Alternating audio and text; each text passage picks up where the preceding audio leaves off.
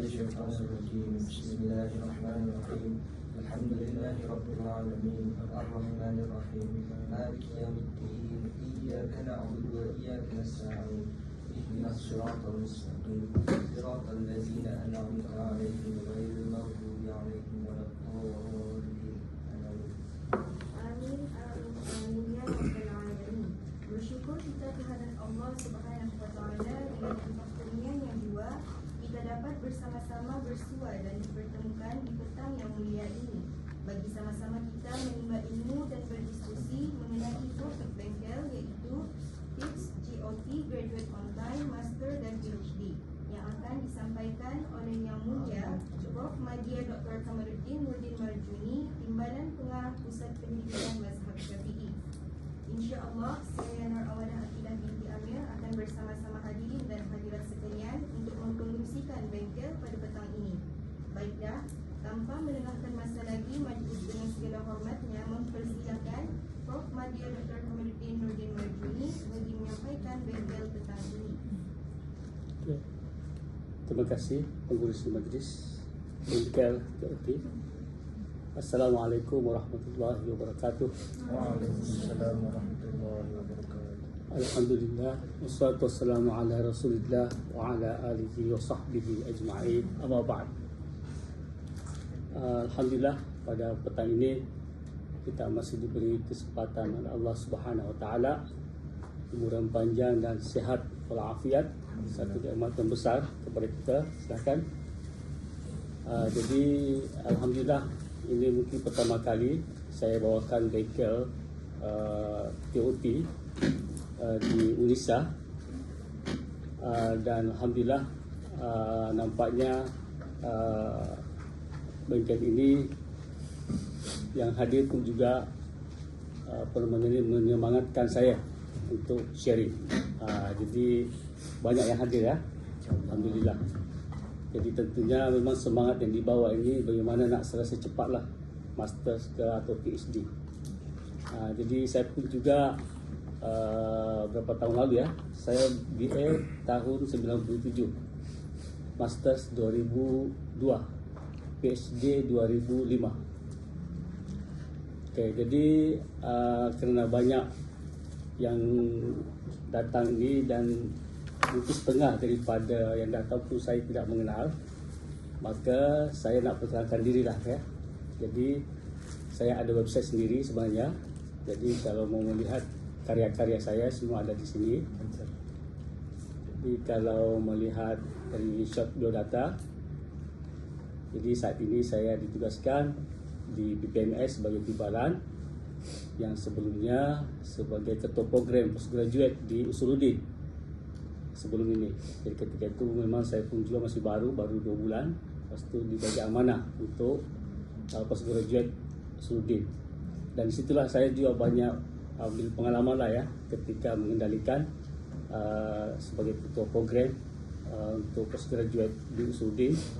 Dan itulah yang membuat saya pun juga bersemangat untuk share apa-apa pengalaman saya selama belajar daripada BA, Masters dan PhD.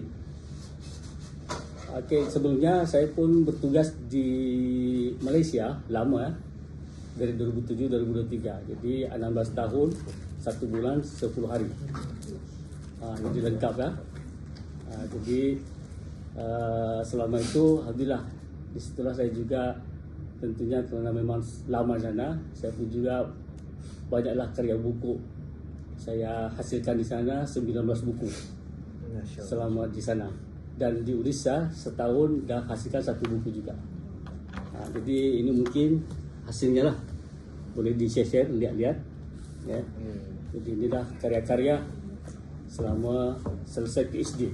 Ini semuanya selesai PhD ya, saya baru buat ni. Jadi sebelum PhD mungkin sedikit saya tidak ada artikel, apalagi buat buku. Jadi kenapa? Karena kami di Mesir dulu tidak ada macam di sini. Kita dituntut untuk ada seminar, untuk ada artikel. Kami di Mesir ini memang hanya belajar saja, tak buat apa-apa. Jadi itulah terlalu berbeza ya dengan sistem belajar di Mesir. Okey, lahir tahun 73, jadi umur sekarang ni memasuki 52. Lahir di Sulawesi, di Indonesia, dari keturunan asal Bugis. Okey, dan beberapa karya ini yang paling terkenal lah ya di antarabangsa. Jadi kalau melihat ini di Google ini akan jumpalah buku-buku ini. Dan alhamdulillah buku-buku ini pun juga ada di koleksi di beberapa universiti.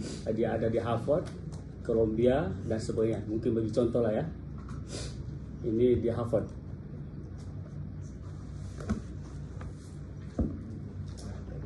Jadi ini hanya sekedar pengenal ya, untuk nak bagi semangat. Jadi kedepannya kita ini bukan hanya setakat sampai di sini.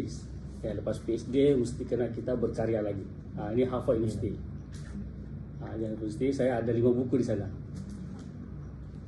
Cuma memang nama berubah ya, menjadi Marjuni Kamal Aldin Nur Aldin. Jadi ini nama orang putih lah ni, Marjuni Kamal Aldin. Jadi kalau cari dengan nama yang asas Kamal Aldin Nur Marjuni tak jumpa di Harvard. Tapi tatkala kita type begini ejaannya, maka akan jumpalah. Jadi ada 5 lah buku yang dikoleksi. Jadi banyaklah ya. Begitupun di California, Stanford dan sebagainya lah. Atau mungkin mau tengok lagi di mana ni? Mungkin ada yang menarik betul mana? Jepang, okey. Jepang.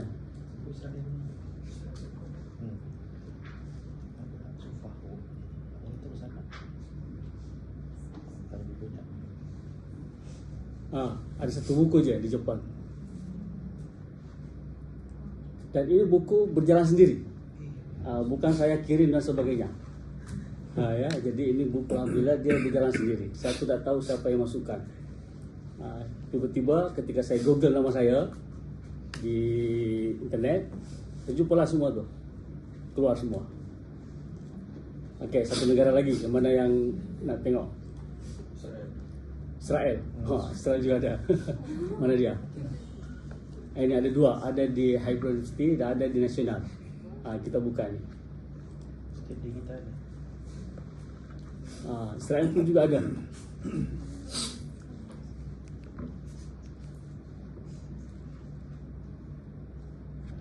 Ini dia.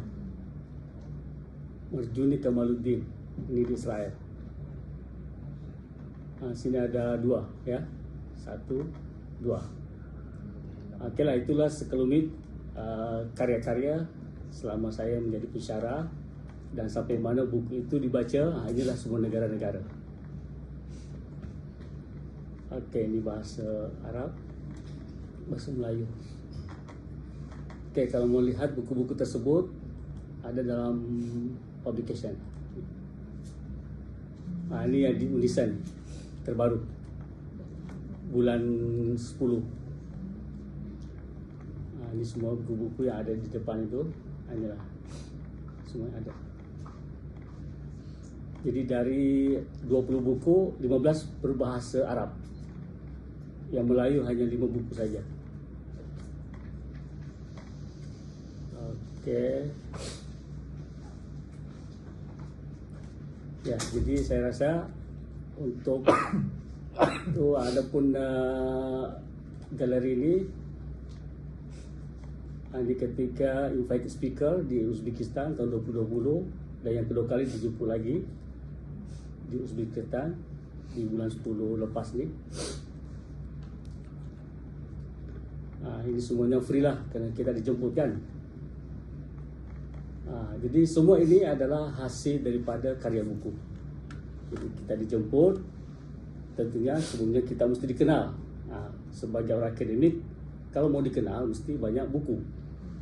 Kalau tak ada buku memang jangan haraplah ya untuk dikenal. Jadi paling yang kenal kita adalah pelajar kita kan, yang kita ajar by talk kan, secara lisan. Tapi kalau secara tulisan, internasional akan mengenal. Inilah beberapa tokoh-tokoh yang sama-sama invited speaker. Ini adalah Tuna Rektor Jadi dia jemput di airport ni, di VIP room di airport Uzbekistan.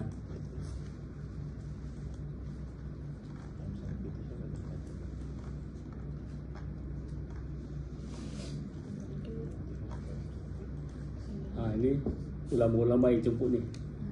Ini ulama terkenal semua ni. Kecuali satu tak kenal. Ini satu basnya pun yang cantik bas ini. Okay. Ini Syekh Al-Kardagi.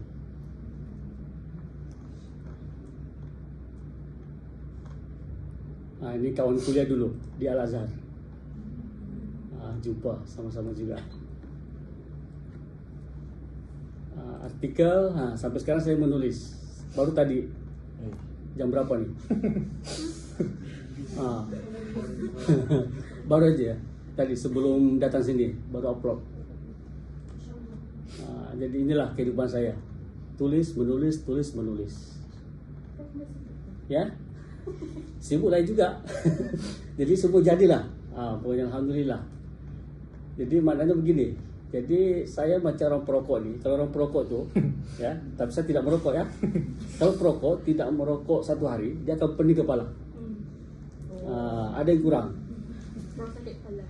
Tidak sakit kepala, tapi ada yang apa? Yang macam hidup ini tidak bermakna lah. Artinya.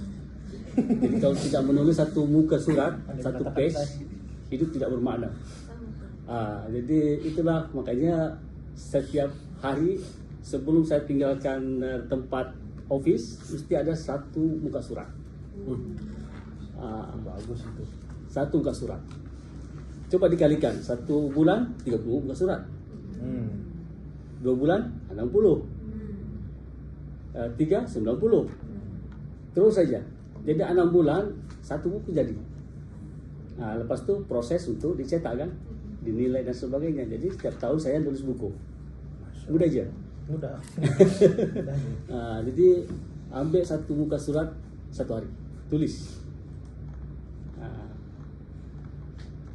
Okey.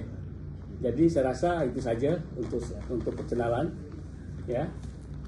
Jadi apa yang penting saya nak bagi semangat kepada ustaz-ustazah semua supaya bagaimana hidup kita ini bermakna lah, ya. Jadi kalau bermakna itu InsyaAllah hidup itu pun juga akan ilmu kita berkah dan sebagainya lah, ya. Jadi satu hal lagi lah dalam penulisan ini, kita mesti ikhlas. Jadi jangan sampai kita ada niat nak terkenal atau nak duit, kan begitu kan. Sebab kita ada royalty ni, buku-buku ni. Royalty itu alhamdulillah ya, lumayan lah royaltinya. Kalau saya nak bocorkan sedikit lah ya, royalty. Jadi royalty itu sampai sekarang kita dapat. Ya. Kaya. Contoh lain ya, ini di Malaysia ni. Ini royaltinya ya lumayan lah. Jadi kalau royaltinya dulu ni harga buku RM22. Jadi kita dibagi 10%. Berapa tu?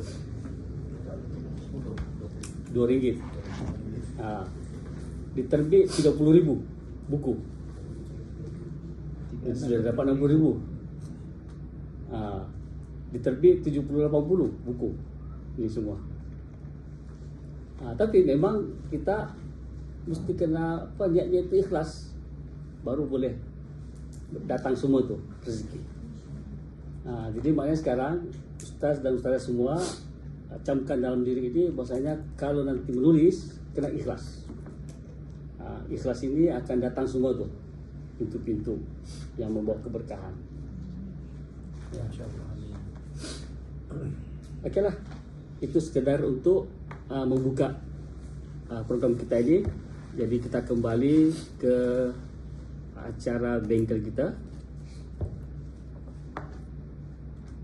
Ya, bengkel TOT.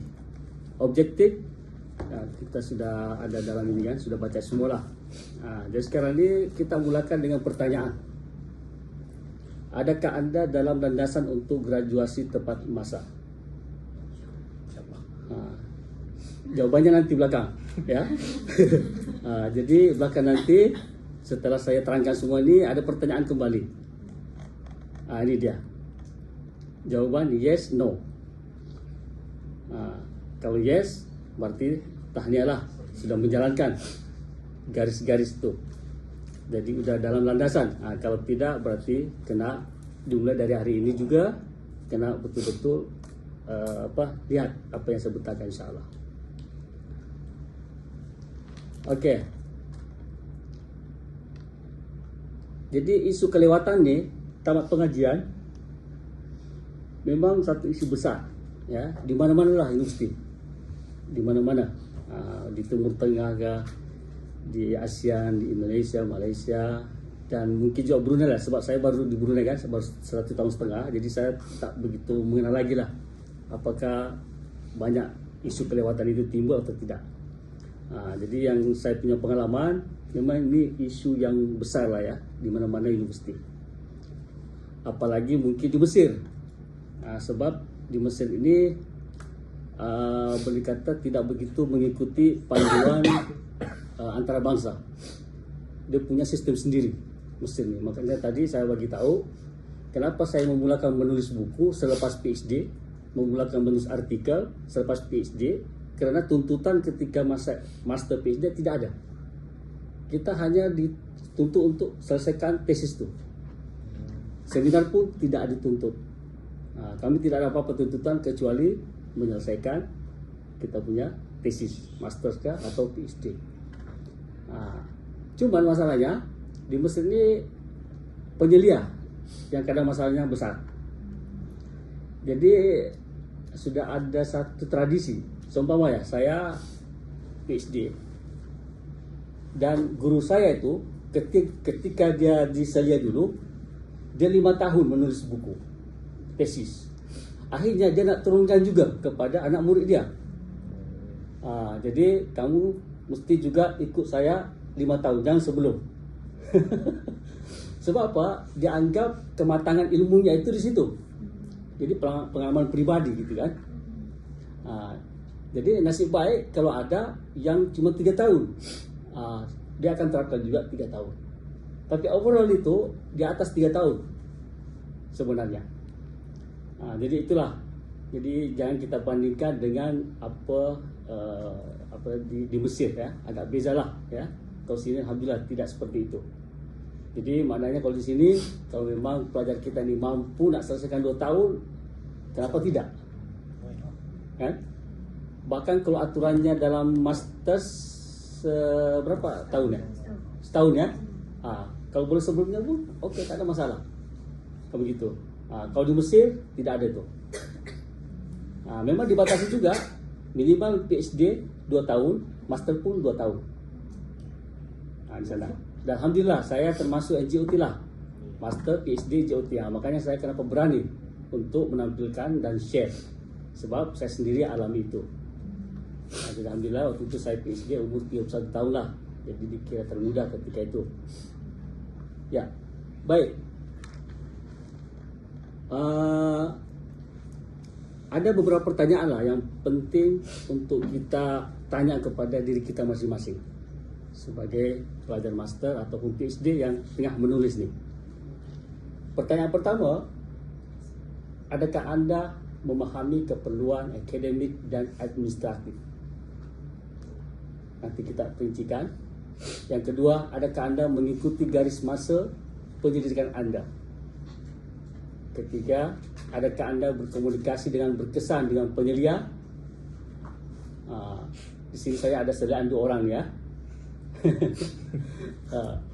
Adakah penulisan tesis Anda mengikut jadual dan struktur penulisan? 5.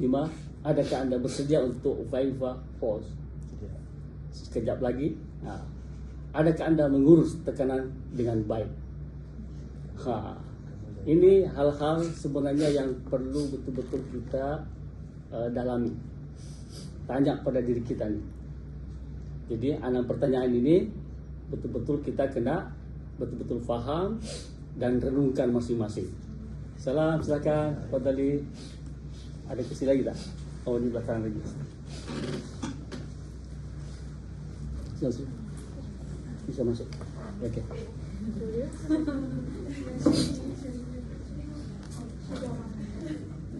Oh, bagi lagi sini.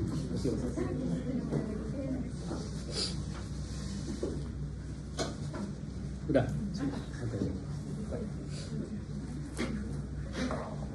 Ya, kalau salah semua. Terima kasih hadir. Jadi anak pertanyaan ini mesti kita ada sudah masuk dalam jiwa ni. InsyaAllah kalau pertanyaan ini sudah boleh jawab sekarang, berarti maknanya insyaAllah GOT itu akan menunggulah. Tapi tentunya belum mungkinlah ya terjawab semua. Kalau gitu kita akan masih ada lagi. Tolong, ya, tolong bagi dulu.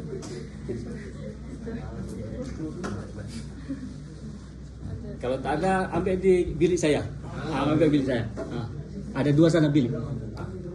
Ada di bilik. Masya Allah.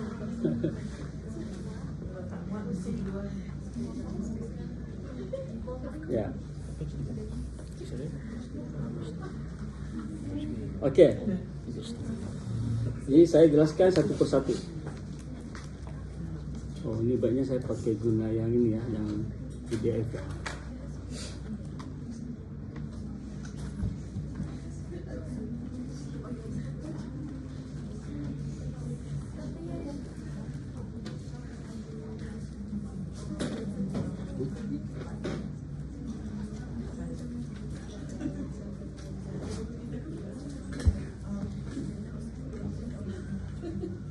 Okey. Jadi setelah kita mengenal diri kita dan bertanya kepada diri kita ni, jadi hal ini lagi yang paling utama. Kita mesti kena ada perancangan pertama, kedua disiplin, ketiga pengurusan masa. Inilah kunci bagaimana nak GOT, graduasi tepat masa. Sebaiknya dalam lama kita, maka kita kena periksalah perancangan sudah adakah? Ada ya perancangan. Okey. Disiplin, komitmen dengan perancangan. Bagaimana mengurusnya? Okey. Kita teruskan. Yang pertama tadi, adakah anda memahami keperluan akademik dan administratif? Keperluan, syarat bergraduasi dan dokumentasi. Syarat-syarat sudah faham betul? Jadi itu yang PPS selalu bagi tu kan, ketika kita baru masuk, ada apa nama tu? Dalil ya. Masya Allah. Habis kursus ya. Okey. Masya Allah.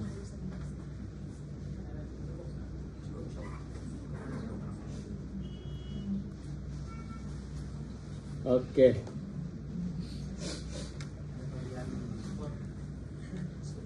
Ya.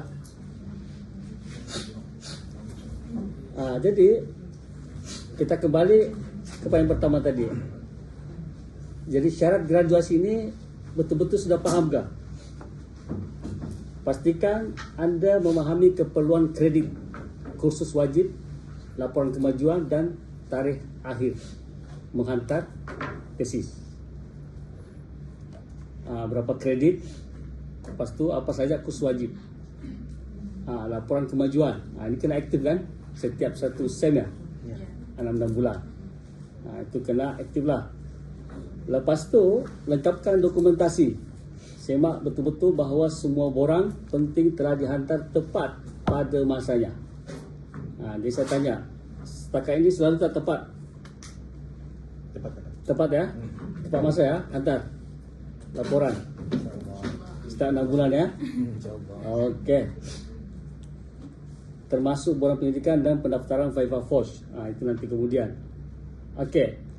Memahami keperluan dan proses pengajian pasca siswaza. Pertama, gambaran keseluruhan proses pengajian master dan PhD. Penjelasan mengenai struktur umum pengajian pasca siswaza termasuk komponen, pendidikan, kesusahan dan keperluan akademik.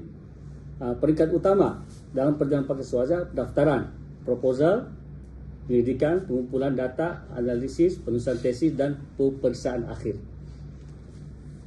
Di sini berapa besar yang sudah punya proposal pendidikan? Dan tentunya saya tahu juga sebagian sini ada yang belum, masih sedang proses proposal kan. Jadi kena betul-betul aktif. Dibagi berapa satu semester ya untuk device tu? Ya, 6 bulan. 6 bulan kan. Jadi mesti on time lah, jangan sampai lambat. Lebih awal lagi senang.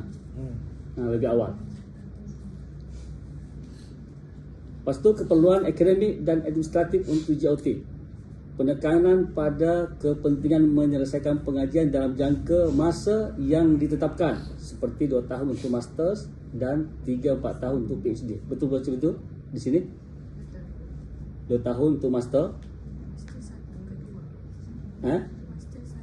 Oh, master kedua, 1 kedua. Oh, lebih cepat lagi ya. Kalau di Mesir ni tidak ada yang seperti ini. Kami 4 tahun master. Itu on time itu, GOT. 2 tahun mengaji, 2 tahun menulis. Tapi kalau yang PhD tidak ada mengaji lagi, terus buat tesis, makanya hanya 2 tahun saja boleh. Jadi 2 sampai 5 tahun kalau tak salah ya. Lepas tu keperluan kredit khusus, seminar. Seminar sudah belum? Terutama yang memang sudah hampir selesai ini, seminar sudah ada keperluan kan? Seminar.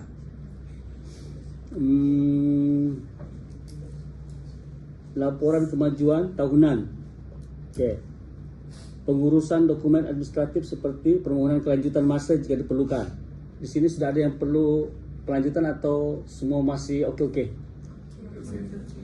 Okey, alhamdulillah. Sebab kalau sudah ada yang macam itu, ini dah berat ni. Jadi semoga lah ya, jangan sampai ada mengajukan lagi pelanjutan tempoh masa menulis. Peranan penyelia, jawatan kuasa penyelidikan dan sokongan institusi. Ini hanya memahami keperluan proses pengajian. Tanggungjawab penyelia utama termasuk memberikan bimbingan, maklum balas dan menyokong perkembangan akademik pelajar. Fungsi jawatan kuasa penyeliaan dalam penyelidikan ini kalau sudah nak verify lah. Lepas tu sokongan yang disediakan oleh institusi seperti bengkel. Alhamdulillah kita meraihkan. Jadi PPNS alhamdulillah meraihkan hal itu dan dibuka kepada semua fakulti lain. Sebab biasanya ni universiti terkadang terlupa nak buat macam ini. Bengkel-bengkel yang boleh membawa mahasiswa ini graduate on time. Kerana tidak ada bengkel, akhirnya masing-masing lah ijtihad sendiri kan. Tahulah sendiri kalau ijtihad sendiri itu ya terkadang salah, terkadang betul. Tapi kalau sudah macam ini kan berarti kita sudah ada panduan untuk bagaimana graduate on time. Okey, adakah anda mengikut garis masa pendidikan anda? Perancangan jelas. Adakah anda mempunyai timeline pendidikan yang realistik dan terperinci? Masing-masing ada tak timelinenya dibuat? Bagi yang belum buat, silakan buat dari sekarang. Jadi timelinenya umpamanya dalam 1 semester ini saya akan selesaikan bab 1. Semester 2 saya selesaikan bab 2. Semester 3 selesaikan bab 3. Wajib saya selesaikan. Itu di antaranya timeline. Ada tak yang begitu di sini? Ada. Jadi dia jangka untuk 1 semester apa yang akan selesaikan bab 1, bab 2, semester kedua dan seterusnya. Itu mesti ada.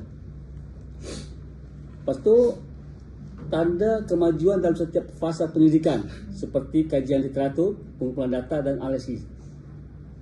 Jadi yang pertama kan kita kalau sudah mulai berjaya dalam proposal, tindakan kita kena mesti betul-betul kajian literatur dulu.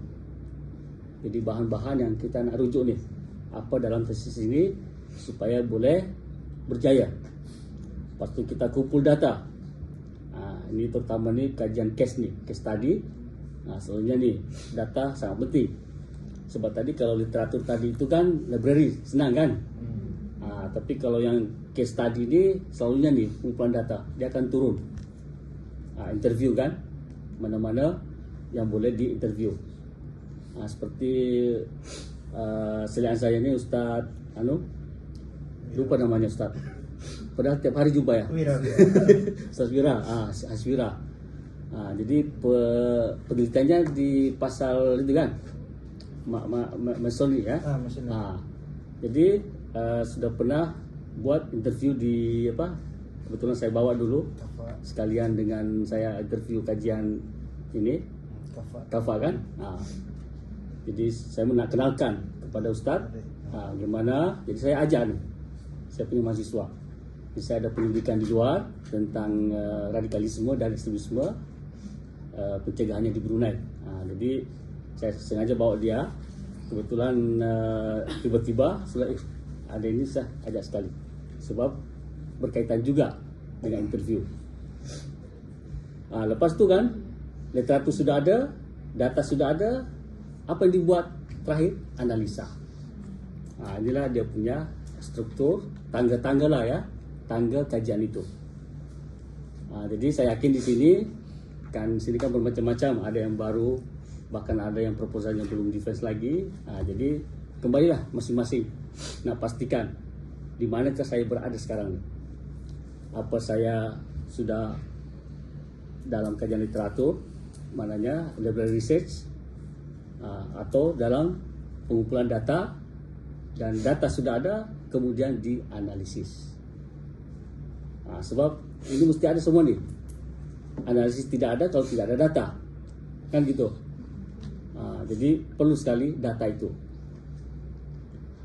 Jadi kita mesti konsisten kemajuan ini. Jadi kalau saya nak share sedikit lah, situ saya ada kitab Qurtubi tak, tesis saya, Imam Qurtubi, warna biru. Ada Qurtubi tak? Atau ini dia. Oke, ini tesis master saya.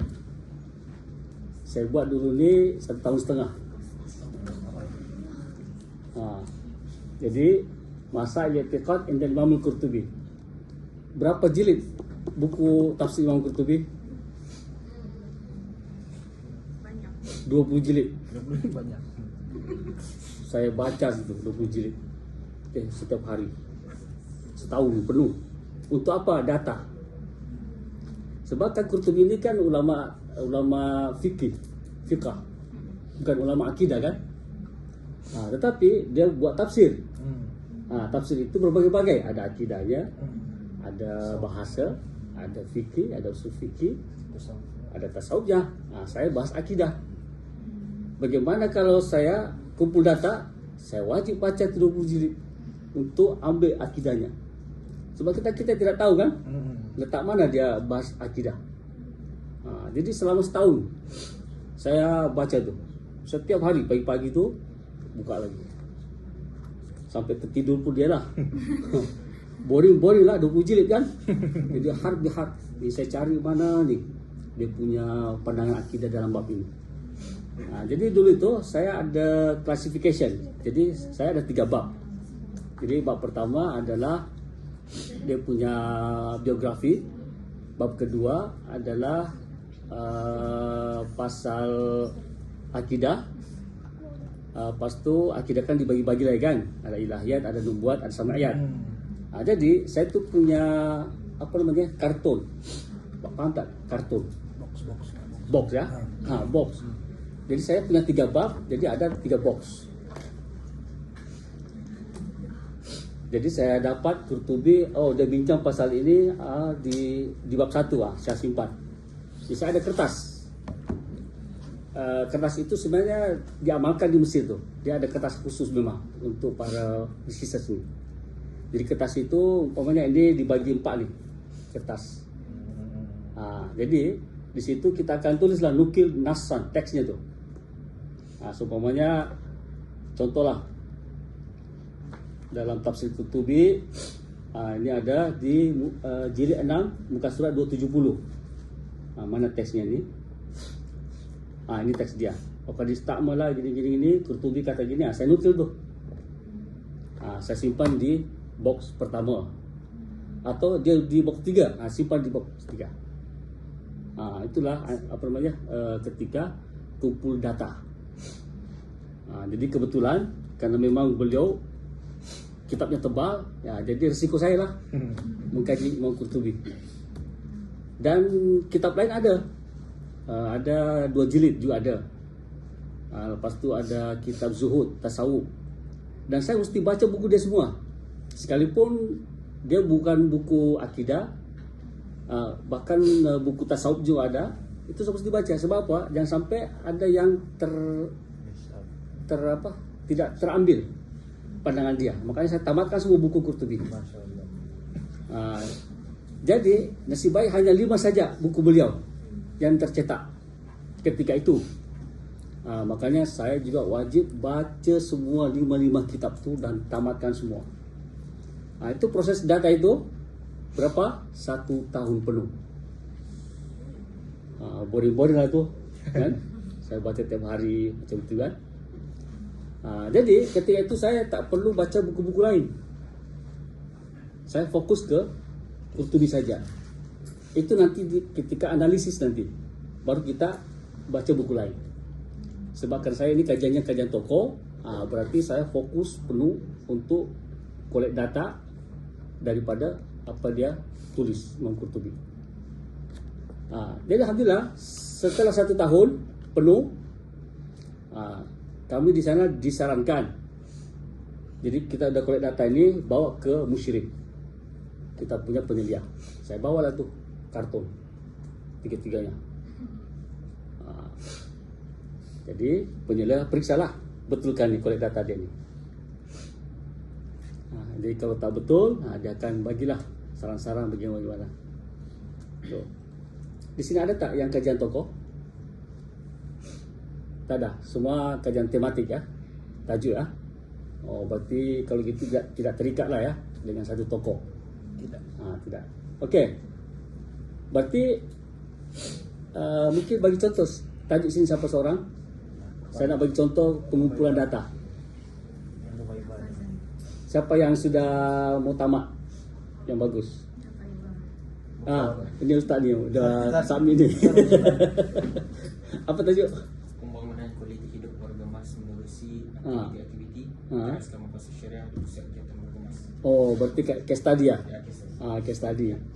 Jadi dah tamat ya? Tinggal menunggu Viva. Masya-Allah. Masih mau hadir tu. Itu tandanya sudah mau melangkah ke PhD lagi. Masya-Allah. Jadi 1 tahun penuh saya hanya membaca saja disebabkan kerana saya kajian tokoh. Nah, selepas tamat semua 5 judul buku kitab Imam Qurtubi, baru proses analisis data. Hanya tadi ya penyelia tadi sudah izinkan untuk saya analisis. Katanya okey, tamam, fadal, buat analisa dan tulis sekali. Dah. Jadi saya ambil masa 5 bulan saja untuk analisis data itu. Sebab apa? Saya mau JOT 2 tahun. Sebab saya punya perancangan begitu. JOT mesti kena 2 tahun ngam-ngam. Berarti maknanya sebelum 2 tahun kena submit sudah. Jadi 5 bulan saya buat analisis data. Jadi 2 bulan itu untuk menulis saja setiap hari. Jadi mulai daripada kajian literatur, kumpul data dan analisis data dan penulisan itu saya ambil masa 1 tahun 7 bulan. Inilah hasilnya. 1 tahun 7 bulan. Jadi on time. Menunggu masa Viva kan? Sebab apa? Kalau kita rancangkan 2 tahun penulisan, bukan COT lah. Kita kan ada masa untuk Viva ni. Nasib baik kalau penyeliannya penilai itu external examiner atau internal examiner ini bacanya cepat, alhamdulillah kan. Kalau tak, jadi kalau sampai dia baca 3, 4, 5, 6 bulan, habislah JOT makin jauh. Jadi untuk mengikut JOT kita mesti lebih awal selesai. Maknanya 2 tahun itu kita dah mesti selesai submit dah ya, maksudnya submit itu 1 tahun 7 bulan. Boleh tak agak-agak? InsyaAllah.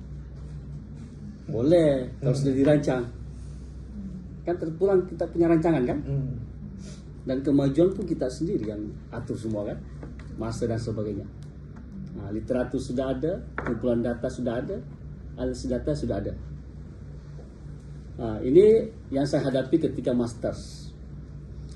Saya punya cabaran ketika PhD lain lagi. Berat lagi PhD saya itu. Tapi alhamdulillah JOT juga, sekalipun berat, saya ceritakan. Jadi sekali lah ya, PhD saya ada di sini. Mana tuh? Kalau ini tadi terbit di Mesir ya, ada yang coklat, Mawqif Zaidiyah, coklat ya, bukan satu lagi. Ya ini. Ini pun PhD 2 tahun juga lah sama. Kalau ini cabaran saya kaji tentang Syiah. Persoalan Syiah dengan Syiah bergaduh, saling sesat, menyesatkan dan kafir mengkafirkan. Jadi ada 3 Syiah lah ya yang besar, Syiah Zaidiyah, Syiah Imamiyah, Syiah Ismailiyah. Dia pun bergaduh nih. Cuma masalahnya kan, untuk rujukan, untuk literatur nih atau pengumpulan data ini terbatas di Mesir. Sebab kan tidak diterima kan Syiah di Mesir. Akhirnya kan buku-buku susah masuk. Itu kendalanya. Kita mengkaji tetapi rujukan susah. Kan? Tapi nasib baik di Mesir itu ada pameran buku setiap tahun internasional. Dan pameran ini terbuka semua untuk mazhab. Jadi boleh semua buku-buku masuk ketika itu saja. Dari berbagai negara Iran dan sebagainya akan masuk semua tuh. Tapi selepas pameran itu kena angkat semua buku itu keluar lagi. Jadi waktu itu saja ada. Dan saya tidak pernah pikirkan cabaran itu. Jadi saya main aja lah, tulis kan, ambil tajuk, bikin proposal, aja tiba-tiba. Jadi saya ketika itu udah masuk proposal di bulan tahun 2002 saya master, 2005 saya PhD. Jadi 2002 itu untuk ke PhD kan setahun cari tajuk. Tak langsung. Jadi masuk sudah bulan 7 sudah masuk proposal saya. Sementara ketika mau kumpul data kajian literatur tidak ada. Lama habislah saya. Tidak ada. Sekalipun ada hanya sedikit saja. Maknanya tidak akan memenuhi kriteria untuk dijadikan rujukan. Nah, tiba-tiba di Mesir tiap tahun bulan 1 itu tahun baru itu ada Ma'rad Dauli, ada pameran internasional. Wah, di situlah saya terus borong buku-buku. Langsung borong buku-buku itu setiap hari saya pergi.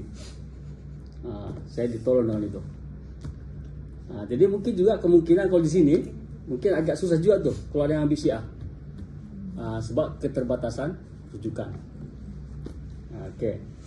Jadi itulah di antaranya yang susah, cabaran yang saya lalui lah selama master dan PhD untuk membuat tesis dan master dan PhD ya. Dan alhamdulillah boleh jadi JOT semula 2 tahun. Alhamdulillah. Terusnya pengurusan masa dan perancangan pendidikan. Menyusun perancangan, langkah-langkah menyusun garis masa pendidikan yang realistik, merangkumi perancangan proposal. Kalau yang sudah proposal, tentunya menuju tadi literatur, data, analisis, dan perusahaan tesis. Tadi saya sudah jelaskan ya. Kepentingan mengutamakan tugasan berdasarkan keperluan penyelidikan dan tarikh akhir. Maknanya dalam perjalanan ini jangan macam-macam yang dibaca. Fokus. ya, kepentingan mengutamakan tugasan berdasarkan keperluan. Jadi ketika kita menulis ini betul-betul tuh mata, hati, apalagi kepala, jiwa, semuanya nak habiskan master tu. Jangan sampai mata di mana, hati di mana, atau hati di mana, mata di mana. Jadi matanya hanya situ saja tajuk kita. Makanya saya tampal di bilik itu tajuk saya. Supaya mengingatkan saya bahwasanya saya ada tugas utama tu. Tajuk nak selesaikan. Buat nanti ya. Jadi betul-betul apa saja gerak hidup kita ini hanya untuk menyusun tesis tu, membuat tesis, tak ada yang lain. Lepas tu strategi pengurusan masa, teknik seperti metrik untuk memulaskan. Lepas tu penggunaan aplikasi seperti ini macam-macam ya. Saya pun tak faham sebenarnya ni. Terlalu ada. Jadi macam-macam apa namanya ni. Ini saya tak pernah coba lagi sebenarnya ya. ChatGPT semua kan. Jadi alhamdulillah ChatGPT pun ada sekarang. Masya Allah. Saya bayangkan dulu, kalau saya dulu ada ChatGPT mungkin 1 tahun dah selesai saya buat PhD ya. Sebab apa, ChatGPT ni boleh bantu kita apa namanya ni, bantu awal lah ya. Bantu awal. Jadi maknanya membagi panduan mau ke mana kita. Tapi kita tidak boleh ikut sepenuhnya kan. Bahaya. Jadi ChatGPT juga bolehlah memberikan satu apa namanya ni, panduan, cabaran ya, semasa dengan pendidikan, challenge, tips mengatasi kebuntutan pendidikan riset blok. Ini kita akan diri nanti ni, sokongan, emosi dan sumber motivasi relevan. Adakah anda berkomunikasi dengan penyelia? Ini yang paling utama sebenarnya. Jadi saya cerita kongsi juga lah ya. Waktu PhD ni, waktu PhD itu penyelia saya ini orang yang paling, pensyarah yang paling apa ya, susah. Susahnya mana, Prof? Keras kah? Keras. Semua salah. Ya. Teliti sekali. Dan kedua, kalau jumpa pun juga kurang senyum lagi. Jadi kesannya begitulah. Jadi kalau istilah kami ada killer ya. Pensyarah paling killer. Semua orang takut tuh mahasiswa. Jadi susah untuk didekati. Kan begitu. Jadi ketika saya dapat tajuk pertama jumpa, ketika sudah keluar proposal itu diumumkan kan, bahwasanya tajuk diterima dan penilaiannya sebulan. Saya begini langsung. Waduh, ini kan yang paling terkenal sebagai orang yang paling garang kan di universiti itu. Macam mana ini ya?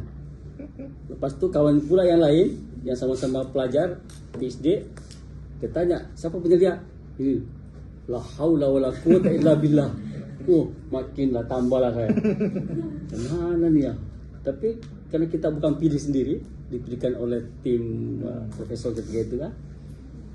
Ya sudah, tawakal Allah. Yang penting saya ikhlas. Bagaimana nak selesai. Nah, ini saya jumpalah sama beliau. Tapi subhanallah, tak seperti yang digambarkan sama orang. Tak seperti digambarkan. Saya pun heran, kenapa macam itu ya digambarkan. Ketika saya jumpa beliau, ternyata beza.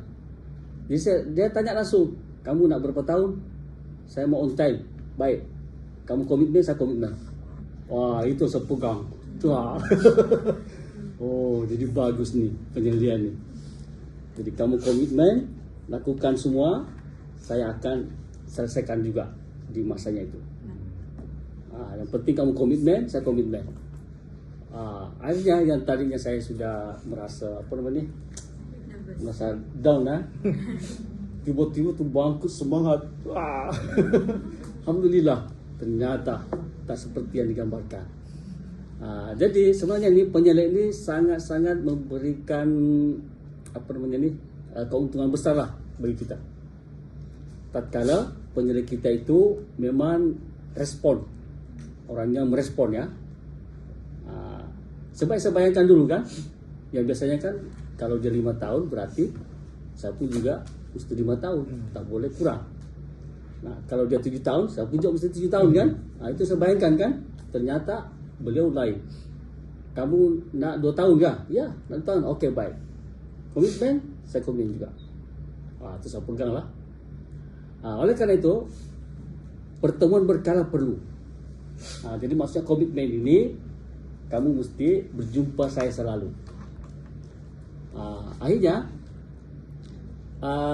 beliau tidak mengasih masa tertentu, tetapi katanya kamu mesti kena selalu berjumpa dengan saya, laporkan apa yang ditulis. Sebab apa? Kalau tak begitu kamu akan lama. Jadi saya akan bimbing selalu. Yang penting kamu on time, jumpa dengan saya, bawa masalah kamu ke saya, insyaAllah kita selesaikan sama-sama. Oh, mantap betul ni penyelidik kalau begini kan. Itulah yang saya alami. Jadi sini pertemuan berkala, adakah anda kerap berjumpa penyelidik untuk mendapatkan maklum balas? Saya tanya ustazah-ustazah sekalian, bagaimana hubungan dengan para penyelidiknya?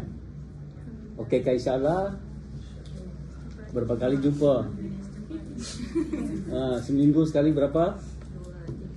2-3 kali. Masya-Allah. Mantap itu. Jadi saya haraplah adik-adik ustazah-ustazah kalau mau JOT, perhatikanlah ya. Perlu ada pertemuan berkala dengan penyelidik kita. Lepas tu maklum balas jelas. Adakah anda mengambil tindakan terhadap cadangan penyelidik? Jadi apa-apa yang disarankan memang kena ikutlah.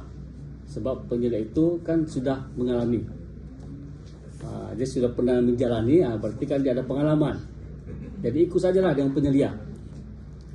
Bahkan lagi, kadang kalau kita berpandangan lain, kita terpaksa mengalah juga lah dengan penyelidik. Sebenarnya penyelidik saya ini dia tak terima kalau begini, tapi lah ikuti saja beliau. Ikuti saja, tak payah melawan. Nanti setelah PhD nak buat buku sendiri merdeka, buatlah apa yang dia suka. Jadi selama dalam kawalan penyelidik, tolong ikut saja penyelidik. Jangan maknanya melawan penyelidik. Apa pandangan dia, ikut saja. Sebab apa? Memang kita kan disedia sama dia. Berarti dia ada hak kan untuk mengatur kita. Jadi apa arahan dia, ikut sajalah ya. Jangan sama sekali melawan. Sebab apa? Takutnya kita takutkan kita melawan, tiba-tiba dia terasa. Itu kan merusak kita punya hubungan dengan penyelidik. Dulu pun juga waktu saya dibimbing, jangan sebut penyelidik lain di depan dia. Adab.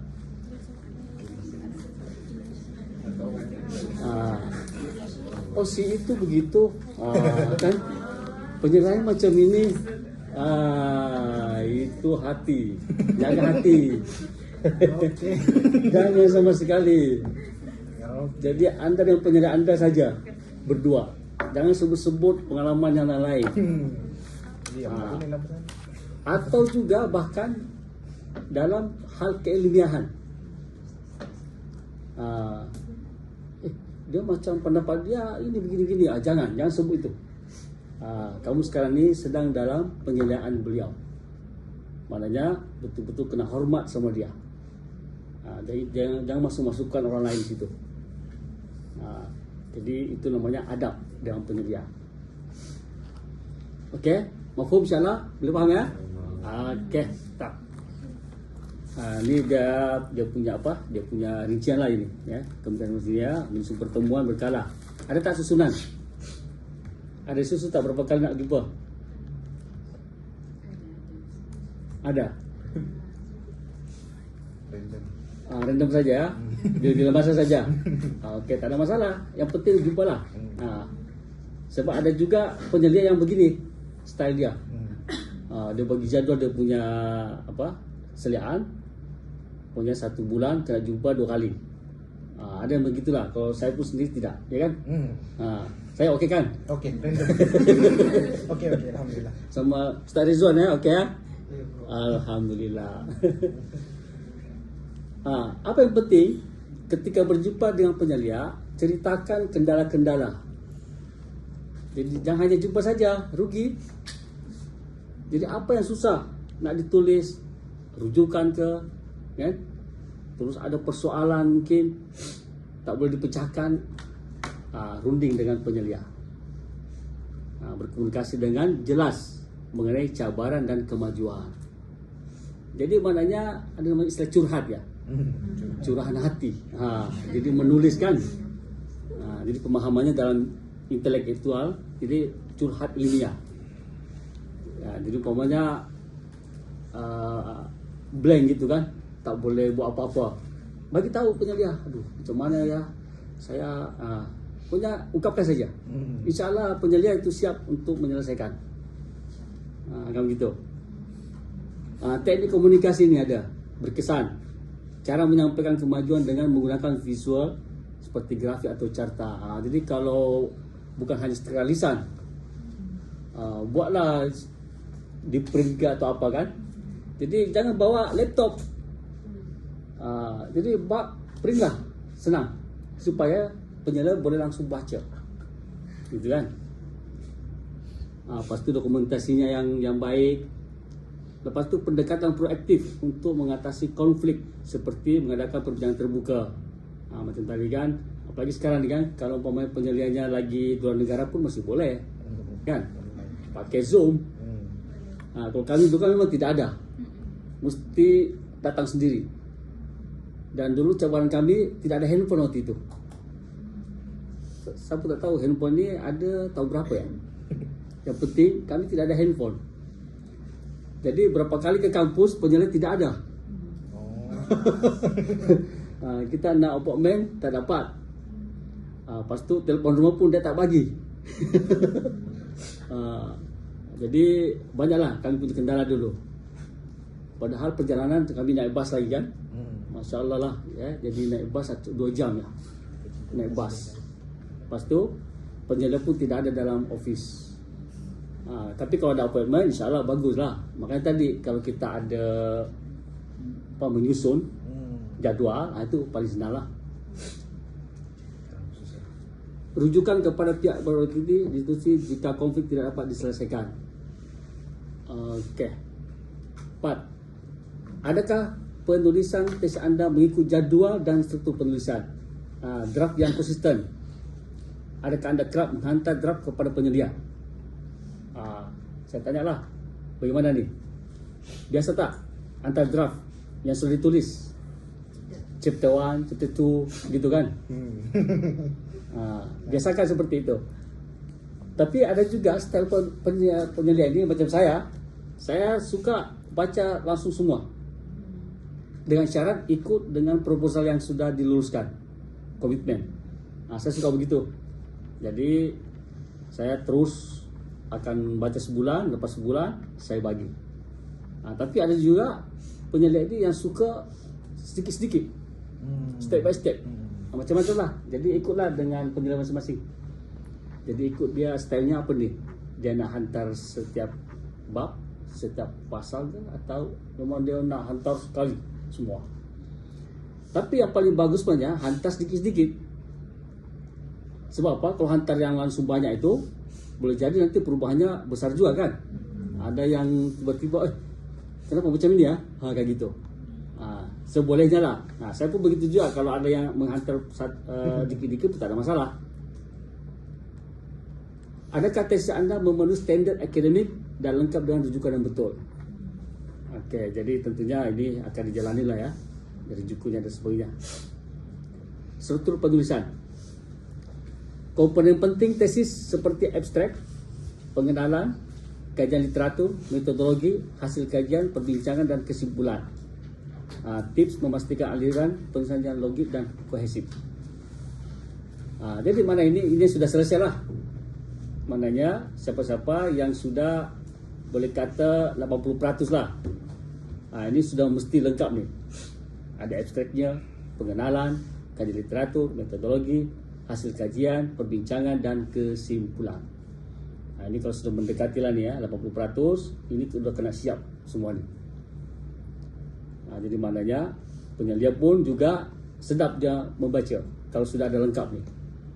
Sebab pengalaman lah ya.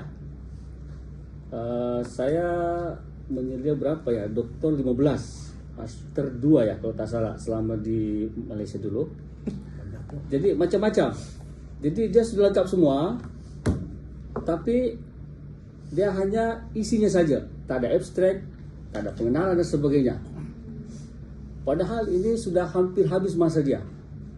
Hanya kan salah sendirilah dia akan terhalang lah untuk JOT disebabkan itulah.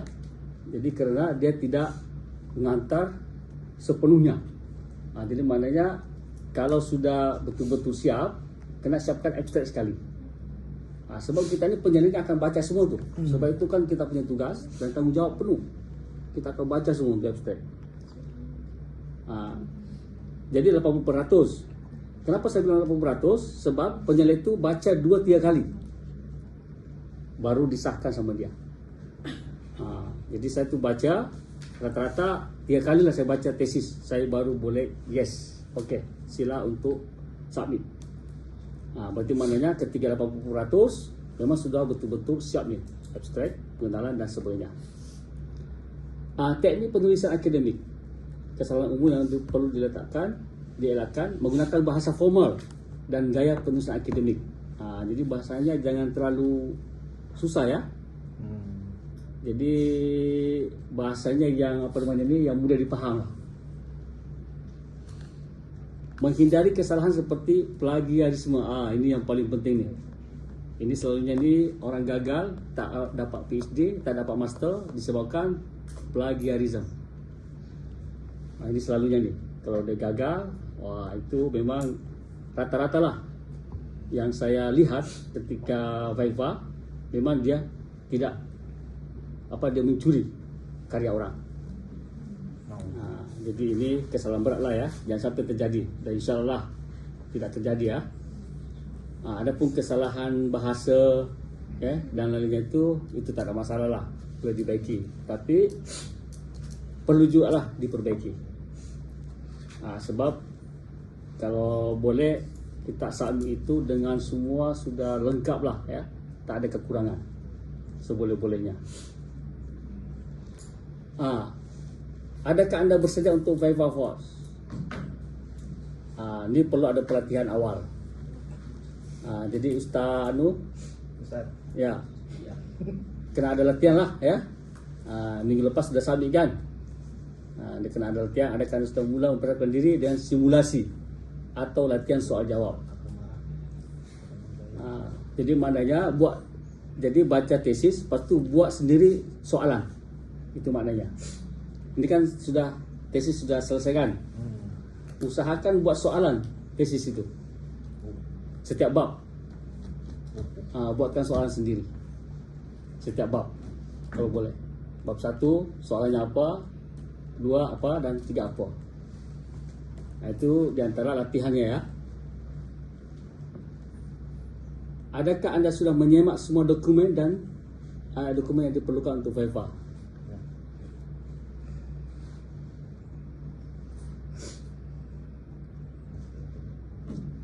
Dan PPMF juga pernah kita adakan simulasi tu. Atau mungkin nanti diadakan juga ya? Ada ya? Okey lah. Okey. Persiapan untuk JOT. Ini secara ini ya, secara tadi.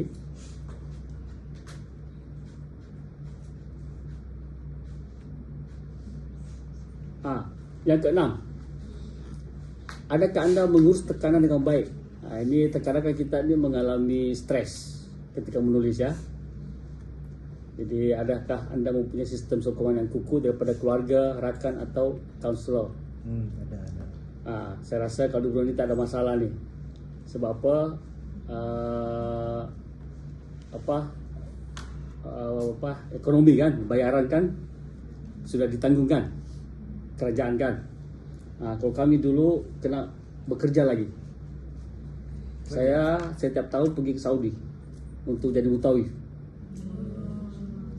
untuk bayar study lah dan hidup di Mesir.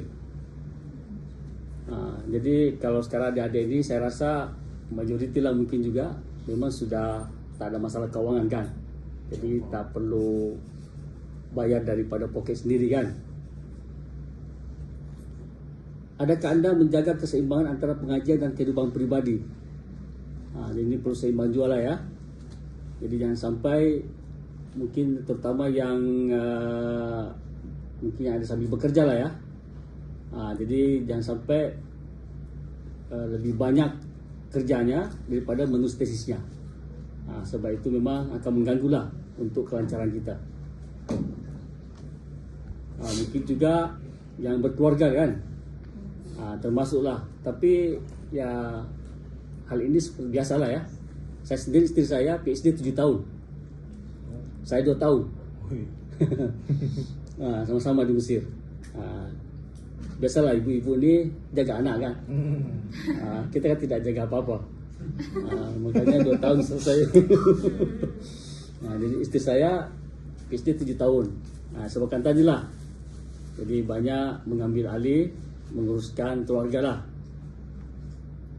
Jadi hal-hal seperti itu yang memang akan kita jalanilah kalau yang sudah berkeluarga. Itu hal biasalah ya. Apa langkah-langkah nih nak ngurus tekanan jiwa? Sekiranya terjadilah stres nih,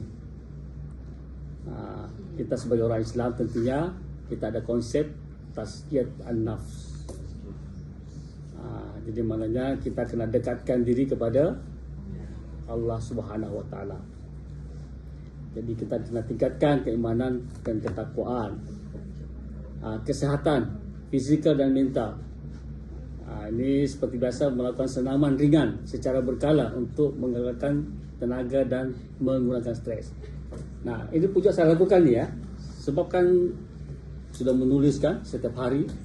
Saya setiap hari cuti di Brunei ini hari Ahad, hari Jumat sama Ahad kan. Saya jogging 10 kilo. Kilogram. 10 kilo, bukan gram. Jadi Jumat pagi itu saya sudah berangkat jogging di Eko. itu di pinggir apa tuh? Eko koridor. Ya. Jadi daripada Razak apartemen itu yang hijau sampai Tarinda jembatan tuh. Bolak-balik itu kan 5 kilo 10 kilo tuh. Sama aku. Itu setiap hari Jumat dan Ahad. Makanya alhamdulillah. Jadi kesehatan pun juga terjaga dan otak pun juga stres tidak ada tuh. Itu yang saya amalkan. Minta sokongan sosial, berbincanglah dengan rakan atau pensyarah mengenai kemajuan tesis. Jadi kalau kita kan banyak kawan kan, bolehlah saling share. Okay? Jadi kita boleh saling memotivasi sehingga mengurangkan dari perasaan kita yang terasing. Ambil masa untuk diri sendiri. Pastikan ada masa untuk aktiviti yang menyeronokkan di luar akademik, seperti meluangkan masa dengan keluarga atau rakan, membaca atau melakukan hobi yang digemari. Ini akan membaca lagi ya. Nah, maksudnya membaca bukan tesis kan. Mungkin ada yang suka baca-baca yang lain kan. Itu maksudnya. Jadi bolehlah dialihkan masa ke situ. Nah, bersikap fleksibel ini yang paling penting nih. Jadi kita ini dalam hidup ini kita salah satu cara bagaimana kita ini tidak stres, kita mesti fleksibel jadi manusia. Sebab apa? Perubahan itu selalu terjadi kan. Jadi umpamanya mungkin kita janjian dengan orang lain, tiba-tiba tidak ditepati, jangan dimakan hati. Nanti stres nanti kan. Jadi biasa-biasa saja. Jadi kita bersikap akan membantu mengatasi cabaran dengan lebih baik tanpa tertekan. Sekarang jawabannya bagaimana? Jadi masing-masing boleh tahu diri masing-masing. Jadi adakah yang tadi saya sudah paparkan ini sudah dilakukan ataukah belum?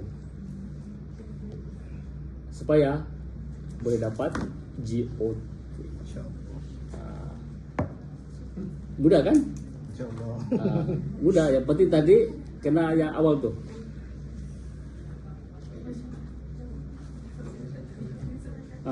Perancangan, disiplin, pengurusan masa. Ini kunci dia. Jadi adik-adik yang belum merancang lagi, betul-betul perancangan, kena lah. Termasuk tadi perancangan apa? Berjumpa dengan penyedia, kan gitu kan? Dalam penulisan bab satu semester ini, bab apa yang akan diselesaikan, dan berjanji pada diri sendiri mesti selesai. Bab 1, bab 2, bab 3. Itu kan perancangan tuh. Jadi kita kena disiplin dengan apa kita rancang. Jadi saya pikir dulu, saya tidak begitu, lama-lama lah. Seperti itulah saya rancang 1 tahun baca kitab Qurtubi 20 jilid. Alhamdulillah saya rancang betul, selesai setahun. Lepas tu saya buat analisis data. Jadi data yang saya baca dari kitab Qurtubi yang 20 jilid. Tadi pun caranya kan sudah nampak tadi kan. Tapi itu kan masa saya ya, pakai box-box ya. Mungkin sekarang sudah tidak relevan ya. Kan? Sekarang sudah pakai laptop semua kan. Berarti dalam laptop lah dibuat box tuh. Jadi ada 3 file. Jadi ada 3 file, maksudnya file pertama bab 1, file 2 bab 2, file 3 bab 3. Jadi pokoknya ada baca buku daripada mana, terus type, masukkan file ke masing-masing. Itu akan membantu tuh untuk bagaimana menguruskan kita punya collect data. Sebab kalau tak begitu, ini otak kan ini kan terpisah kan? Kalau kita tak buat begitu. Betul. Jadi maknanya betul-betul collect data saja. Umpamanya collect data, taruhlah bagi satu semester 6 bulan. Jadi collect data saja, jangan buat lain-lain. Tak payah buat analisa. Jadi pergi ke maktabah, library kitab Unisa, tengok betul-betul tajuk sesuai. Kita kan sudah punya draft kan. Masing-masing draft itu kan ada rincian yang kita punya punya struktur kan. Seumpama kan bab 1 kita bincang pasal umpamalah ya, yang mudah-mudah umpamanya bab taharah. Berarti kita akan baca semua buku-buku yang berkaitan sama taharah saja. Bab 3 perbincangan kita pasal muamalat. Berarti baca buku pasal muamalat saja. Jadi jangan macam-macam. Jadi kalau library nanti datang, cari buku yang untuk bab mana yang pertama tu. Jumpa, baca itu saja setiap hari sampai seminggu, 2 minggu, 3 minggu, sampai 6 bulan. Kalau targetnya satu bab itu adalah 6 bulan. Berarti baca saja tu, kan? Atau kan ada lagi chapter-chapter dalam tu kan? Itu pun juga boleh lagi dibuat lagi dalam tu. Jadi ada 3 folder. Dalam itu juga ada chapter-chapter. Jadi buat chapternya sekali terus. Sebab apa? Kalau tak buat chapter, nanti pun juga maklumat itu tidak terlalu tersusun. Tapi kalau sudah ada chapternya juga, senang. Masukkan dalam chapter ini. 6 bulan selesai, baru analisis data. Yang kita tadi kumpul tadi itu, yang berkaitan, baru kita ramu. Jadi bahasa mudahnya ini meramu. Analisis itu meramu data-data yang sudah kita kumpul semua. Sudah diramu semua, ditulis. Jadi penulisan itu terakhirlah, kayak gitu. Oke, saya rasa itu saja yang pengalaman yang saya boleh share. Jadi mungkin boleh kita kembangkan dengan pertanyaan-pertanyaan, dan mungkin saya ada pengalaman lain yang saya tidak ingat. Mungkin nanti dengan pertanyaan saya boleh ingat lah, kan begitu. Silakan, Ustazah.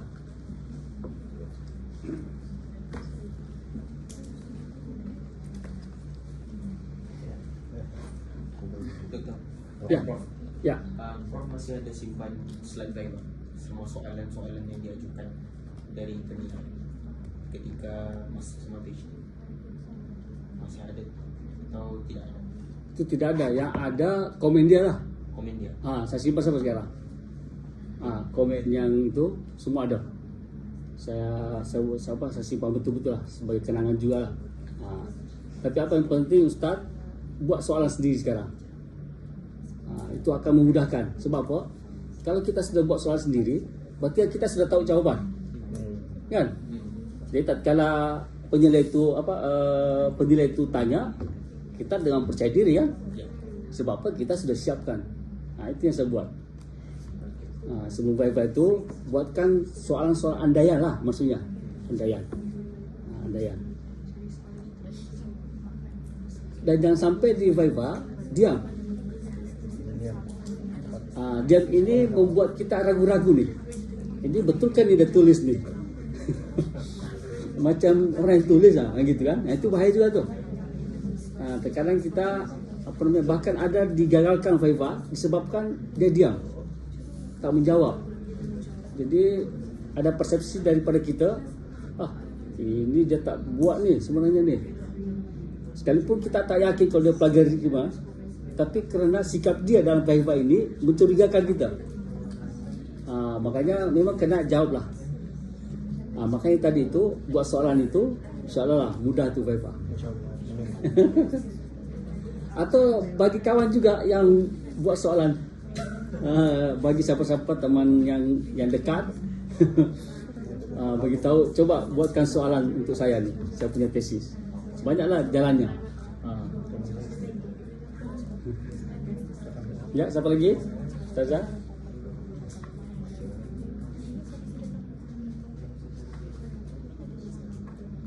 Ya, silakan Ustazah. Kenalkan diri. Terima kasih Prof. Kamaludin. Ya. Sharing sessionnya. Ya. Saya Rabila Binti Johari. Ya. Saya pelajar PhD daripada Fakulti Halal dan Riba. Okey. Saya ingin bertanya saja, adakah sepanjang Prof membuat PhD dulu mengalami sebarang cabaran seperti berehat daripada menulis? Contohnya saya sendiri memandangkan saya juga seorang ibu, Ya. jadi saya pernah berehat menulis selama sebulan. Adakah itu merupakan normal Ya. bagi seorang pelajar PhD? Okey. Sebenarnya sudah terjawab tu tadi. Isteri saya itu 7 tahun. Kalau saya sendiri memang tidak mengalami lah. Tak ada berehat betul-betul. Kami tidak ada beban kan, tidak mengurus anak dan sebagainya kan, isteri semua. Jadi itu satu hal normal, tak ada masalah itu. Tetapi adakah Ya. berkemungkinan untuk saya graduate on time? Tapi kalau berehatnya tadi cuma 1 bulan dah tidak. Tidak akan kesan itu. Tak kesan. Yang berkesan ni kalau sudah ambil penundaan 1 bulan, 1 semester. Itu confirm lah tu. Itu tidak boleh tu. Kalau hanya sekedar 1 bulan itu tak. Boleh tu diatasi tu, insya-Allah. Tapi tadi bagaimana tadi memanage tu ya, merancang, disiplin dan mengurus waktu. Itu yang paling penting. Ya, pertanyaan yang bagus. Silakan. Yang lain?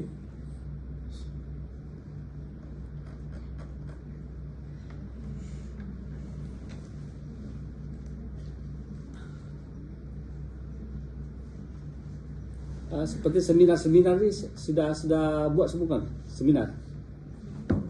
Jadi itu kena buat awal sebenarnya itu.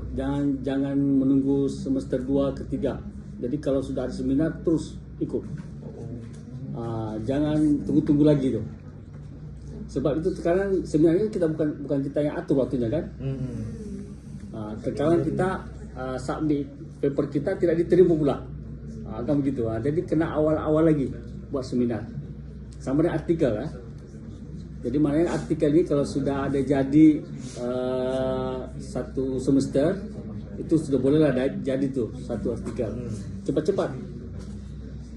Apalagi nanti kalau sudah ada Scopus lagi, diwajibkan Scopus. Berat tu. Kalau sekarang kan masih boleh lah ya. Jadi yang berindeks apa yang Q1 ya. Okey lah.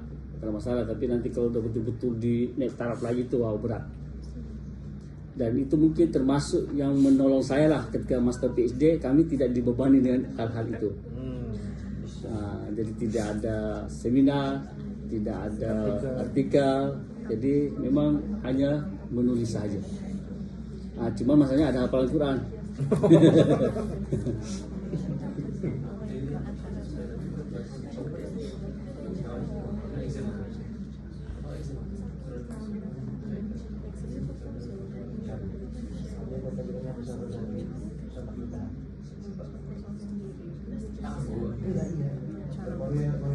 Dan mungkin sebagai tambahan ya, selepas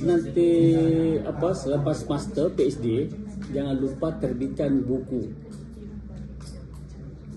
untuk memulai itu.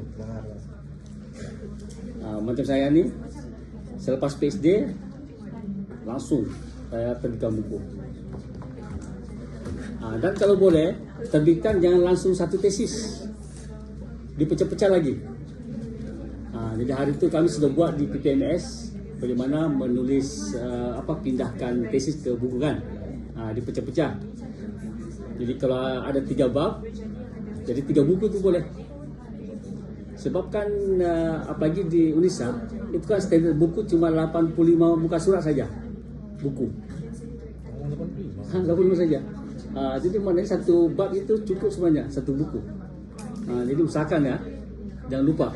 Jadi lepas nanti master PhD, terbitkanlah buku. Sebab itu akan menambah lagi lah kita punya bobot keilmuan di masa hadapan. Lepas itu nanti lagi ketika sudah masuk mengajar lagi, jangan lupa buat buku teks lagi. Jadi itu berkembang. Textbook dibuat dulu. Kita kan mengajar kan, buat textbook.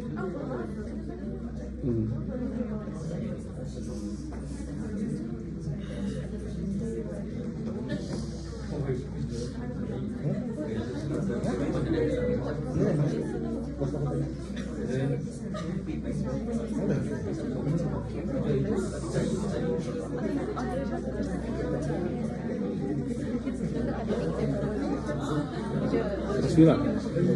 Boleh bagi draftnya. Draft tesisnya. Okey, insyaAllah. Enggak, saya mau pergi tengok. Tidak bawa doktor. Tidak bawa. Itu pakai WhatsApp. Alah, kacau dia. Draft tu arah mohon. Draft tesis. Ini untuk apa? Sebagai latihan. Sebagai contoh. Aku boleh gagal harus. Itu betul.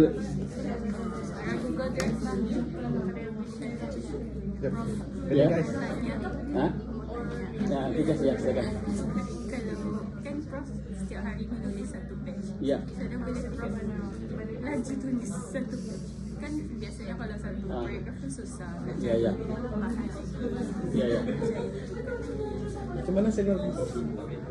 Okey, jadi itu mudah sebenarnya. Yang penting kita ikut dengan draft itu, draft. Kita kan macam tesis kan ada draftnya kan. Jadi kan draft itu kan bab 1, lepas tu ada pasal kan, ada mabahas. Kita itu saja. Jadi maknanya kita maunya ni bab 1, apa tajuknya di bab 1 tesis sekarang. Dan lo okey, yang bab 2. Semua sah. Oh ini ikut ya? Ikut yang barat punya ya? Okey, bab 3-nya method. Oh betul-betul lah. Beza. Tapi mungkin itu ada Coba tanya apa? yang saya punya keyword pertama tu terapi Al-Quran. Okey, terapi Al-Quran. Baca buku-buku yang betul-betul berkaitan dengan terapi. Itu saja. Baca dulu. Baca betul-betul. Jadi target berapa? Satu bab itu. 30 page. Target berapa bulan? 2 bulan. Okey, bagilah. Jadi 2 bulan ini selesaikan yang baca dan menulis. Baca itu mesti baca. Oh ya, ada juga satu lagi hal. Mohon maaf, jadi ada yang tertinggal tadi. Ada pertanyaan, macam mana boleh aktif satu hari satu muka surat. Saya terlupa, saya pun mau baca buku 4 jam sehari. Sehari. Aku 4 menit. Bacanya malam ke apa ke. Jadi maklumat itu sudah ada sini, besok tinggal tulis. Begitu. Jadi tadi kan terapi apa tadi? Al-Quran. Jadi saya sudah baca sekitar 10 buku Pama. 4 jam atau? Mesti kita lancar menulis tuh. 4 jam 10 buku? Ya, bukan semua. Enggak, 4 jam itu untuk harian. Oh. Baca harian. Berarti kalau sudah baca 10 buku, insya Allah itu bukan hanya 1-2, itu 5 muka surat langsung dapat. Jadi saya lupa ya, beritahu, mesti baca buku dulu. Jadi bukan ketika langsung menulis, tak mungkin. Kita isi dulu nih. Kita isi. Contohlah, siapa yang bagi tajuk sini? Satu bab. Sudah lah. Sudah saya sendkat. Sudah ya? Ada WhatsApp. Ada WhatsApp kok. Iya, tidak. Saya buat. Saya baca setahun. Ya, tahun ya. Terus 3 bulan. Bagus tuh. Mantap.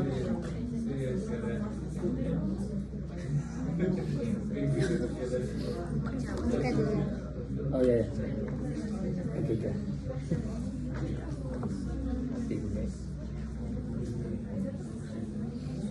Terus defend kan?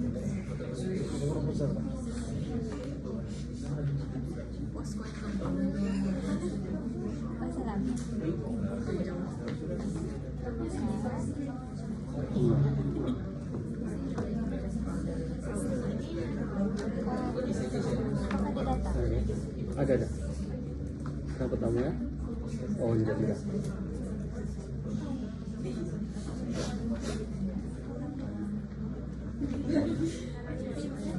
Dapat lebih ya? Oke, buatkan dulu.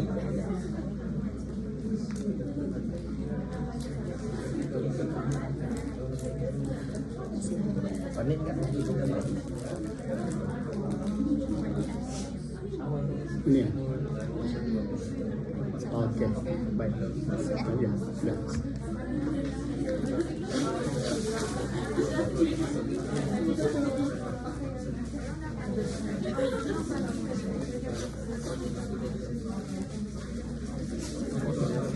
Ya.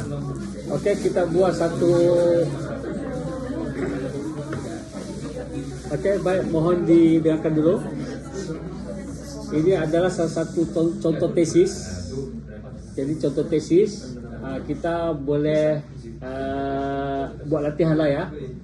Bagaimana nak memanage tesis ini menjadi tesis yang GOT.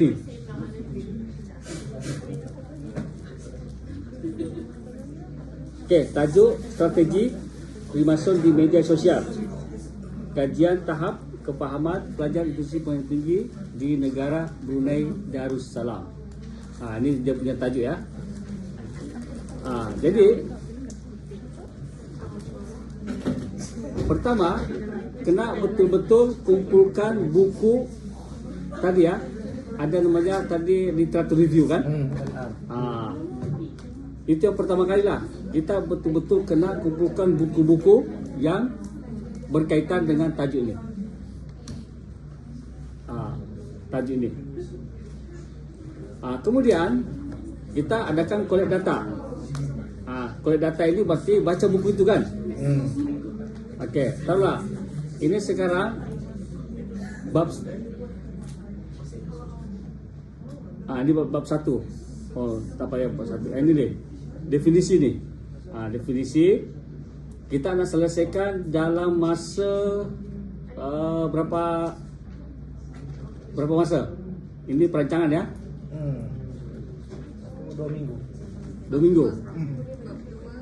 Ini. Bab 2.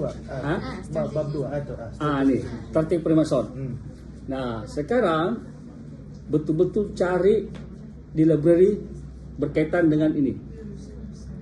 Jadi jangan ambil masa untuk bacaan lain. Jadi otak ini mesti ke situ saja. Jadi maknanya kalau kita berzikir, zikirnya inilah. Strategi Freemason. Nah, otak itu situ saja. Data ke library itu je. Sebab apa? Sekarang kita data library, tengok ada buku cantik ni. Nak baca juga Jangan terpengaruh. Abaikan. Jadi fokus untuk mencari collect data strategi Freemason saja. Jadi apa untuk mengisi semua ni? Berarti dalam 2 minggu ini saja kita kerja. Biasanya berapa jam di library? Di rumah baca Di rumah 2-3 jam. Itu okey lah. Jadi kalau di rumah ya rajin beli buku kan. Okey lah, tak ada masalah. Jadi tadi keluarkan dalam bentuk tadi catatan. Jadi bab apa ni? Bab 2. Dia ada dalam folder tu, buat bab lah. Ya. Contohlah ya. Kita buat folder sendirilah. Dia pakai MindMap. Ada tak bisa buat folder sendiri kan? MindMap. Saya tak tahu. Boleh sini. Ada. Nak buat. Ini folder 2. Folder 3. Folder jadi nanti ini tatkala jumpa apa tadi? Mana ni? Yang mana ni?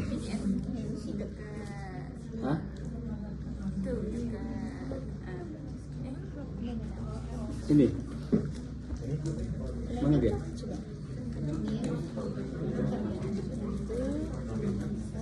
Oh ini, okey. Jadi ini bagi tajuk ni strategi Freemason ni. Masukkan. Tak boleh copy ah? Tak boleh copy ah?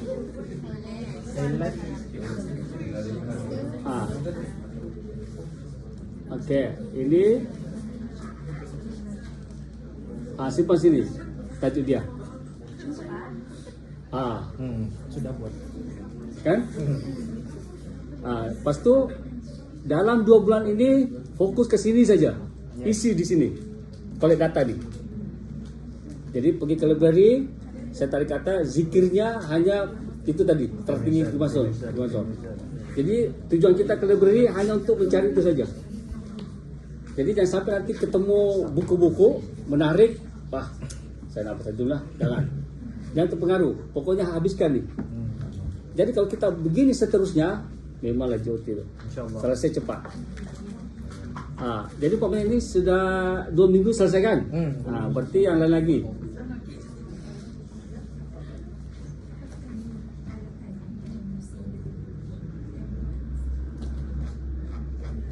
Apa lagi tadi?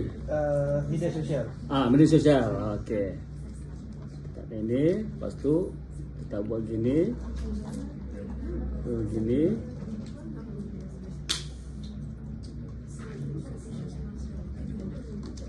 Okey. Sekarang kita simpan sini. Buat lagi folder media sosial. Bagi rancangan berapa? Musa ni masih membaca, tapi insyaAllah minggu depan siap. Taruhlah 1 bulan. 1 bulan. Taruhlah 1 bulan. Jadi 1 bulan baca saja yang berkaitan ini. InsyaAllah. Jangan tengok yang lain.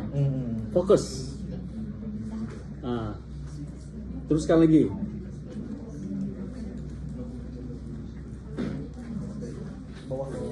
Dia kenapa boleh automatik ya? Saya pun tak tahu macam ni. Masya Allah.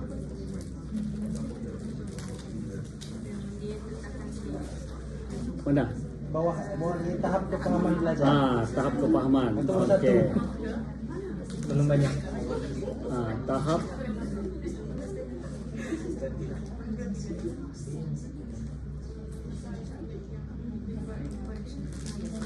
tahap kepahaman. Tadi belum.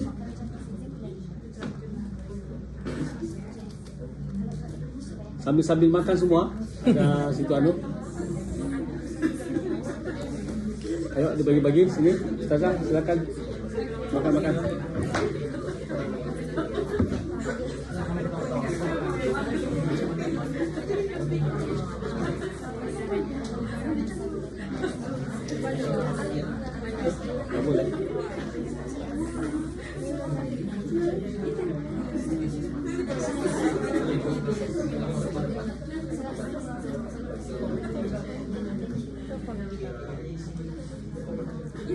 Kenapa tak boleh pas ya? Itu rename. Hah? Tekan rename itu. Ke bawah. Oh, lupa. Ya. Oke.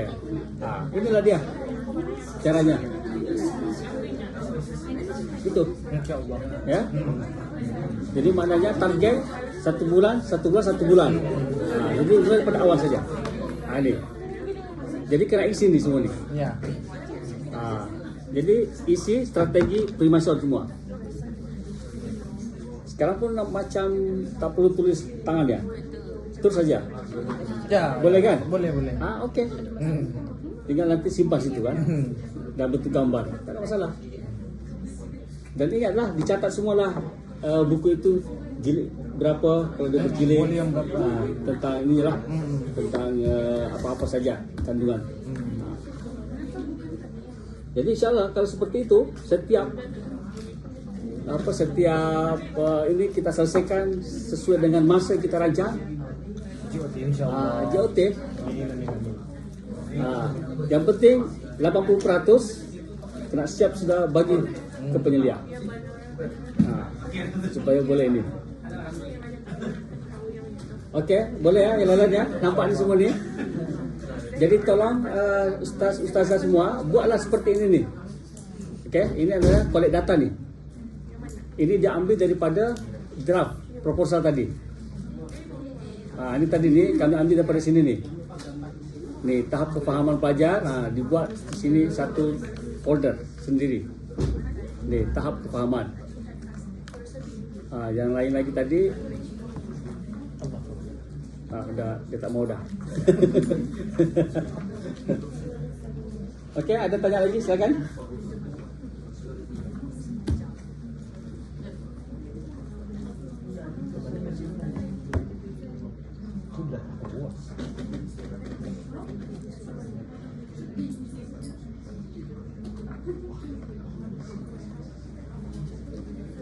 Kalau collect data itu untuk interview.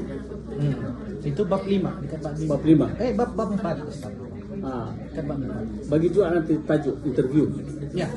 Bagi folder sendiri. Ya. Tajuk interview sama soal sidik. Ya, soal sidik lah sendiri, folder sendiri dia. Insyaallah. Selepas itu kalau data sudah selesai baru dia analisa. Analisa baru disusun tulis untuk menjadi ini. Insyaallah.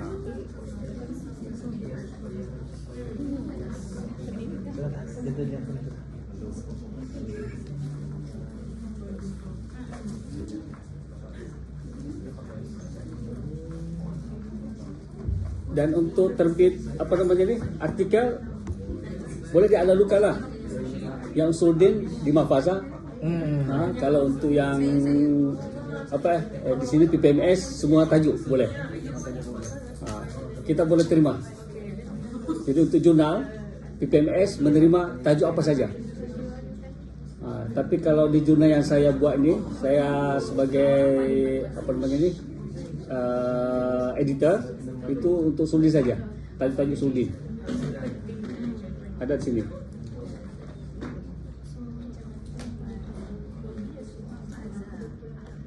Faza.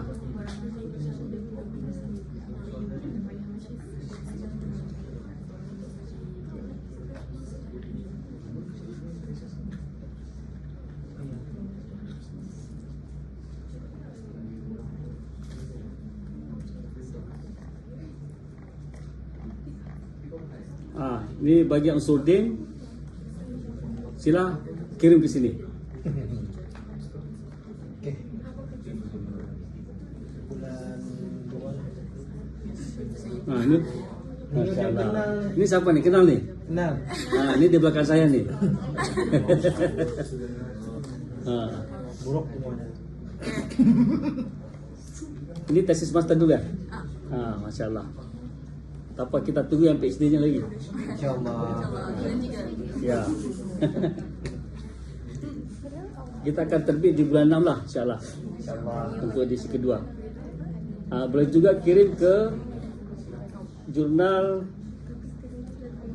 PPMS. PPMS ini dia luas ya. Tajuk apa saja boleh. Walaupun Usuluddin punya tajuk. Ya. Boleh boleh. Di PPMS semua umum. Bayar tak? Semua Unisa free semua. Unisa semua free. Tak ada bayaran.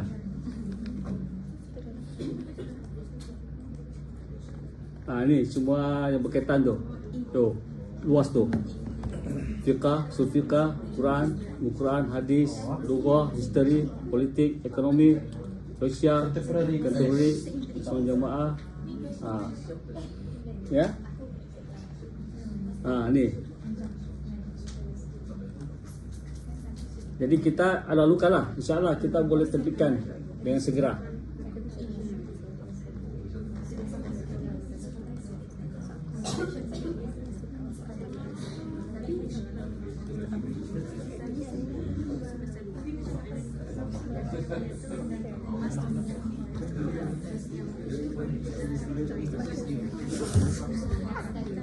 Ini masih direkod sudah kan? Habis. Habis. Tutup. Tutup kan? Tutup.